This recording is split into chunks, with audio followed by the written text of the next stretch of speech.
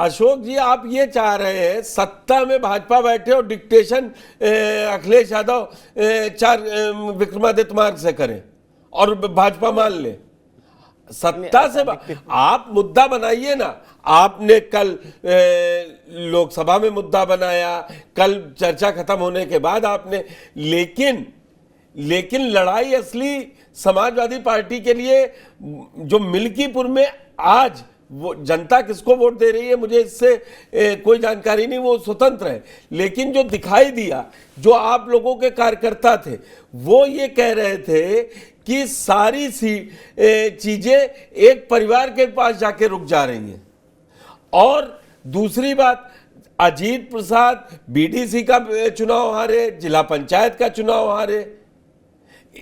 आप एक ही नाम को कितना कैश करेंगे? वो कहते हैं ना, गन्ने कितनी बार निचोड़ निचोड़ के उसमें रस निकलेगा। अब हो गया 8-9 बार वो विधायक रह लिए, सांसद भी हो गए, नया कैसे बढ़ेगा आगे आप बताइए? फिर कहते हैं परिवारवाद का आरोप नहीं लगना चाहिए मेरे ऊपर। देखिए, जो वहाँ पे हमारे पार्टी में जो अवेलेबल कैंडिडेट्स थे और जो उनकी जो मतलब जो मजबूती थी, उन सारे कैंडिडेट्स में अजीत प्रसाद सबसे मजबूत कैंडिडेट रहे और हैं भी। दूसरी बात, परिवारवाद को लेकर के बहुत बड़ा बहस मुझे नहीं लगता कि देश में कभी। मैं आपके कार्यकर्ताओं की बात, मैं उसका एग्जांपल दे सकता था। कटेरी में भी यही हुआ। नहीं तो लालजी वर्मा जैसे नेता चाहे वो जैसे बसपा से आए थे, कहीं से भी आए थे, वो बाद में एनालिसिस वही निकलती है और हम पत्रकार उसी से आप लोगों से पूछ रहे हैं। आपका जीत जाएगा, आपने अभी नहीं जीता है। जियाउर रहमान जीते, इकरा हसन जीती, आदित्य जीते, धर्मेंद्र जीते, डिम्पल जीती, सब परिवारवाद के ही तो कैंडिडेट जीते हैं। कोई समस्या नहीं है, खूब जीती है। लेकिन दबी जवान में जब ये 9 में से 7 सीटों के परिणाम निकले तो उसमें कटेरी, मुझे भी बड़ा आश्चर्य हुआ कि लालजी वर्मा का किला हिल गया। वो भी 30,000 वोटों से आप आ रहे। बेईमानी 2-4 हजार 500 वोट प्रशासन इधर से उधर कर सकता है। मुझे भी अब कम से कम 10 चुनाव विधानसभा और लोकसभा के देखते हो गए। 35 हजार वोटों से थोड़ी ना कैंडिडेट हार जाएगा। वहां भी वही हुआ कि जिला पंचायत सदस्य अध्यक्ष बनना था, तब लालजी वर्मा की पत्नी। तो समस्या यह आ रही है। अगर आप इस पर जवाब देना चाहे तो ठीक है, नहीं तो आप गिना देंगे अभी फेहरिस्त भाजपा वालों की भी लंबी लिस्ट है, उसमें समस्या नहीं है।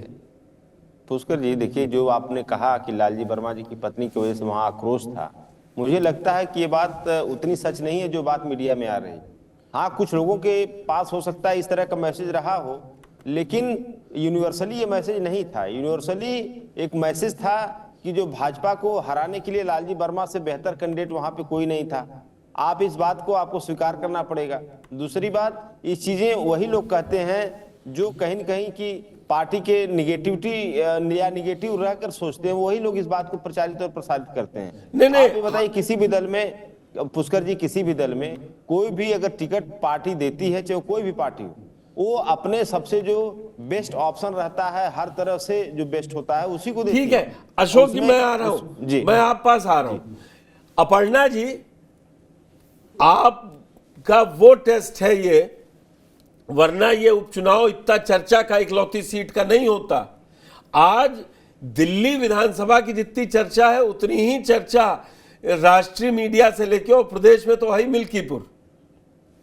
भाजपा ने पूरी ताकत झोंकी, लेकिन ना गोरखनाथ को ना खब्बू तिवारी को वो लोग आखिरी तक बताते रहे कि बाहरी कैंडिडेट दे दिया, बाहरी कैंडिडेट। आप इससे कैसे जीतेंगे?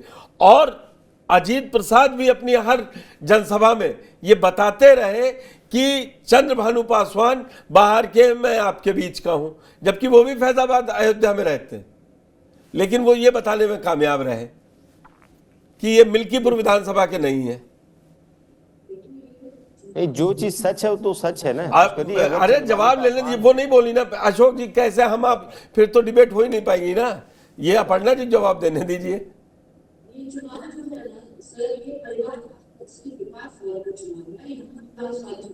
आपकी आवाज इको कर रही है, अगर सही कर सके, आपकी आवाज इको कर रही है।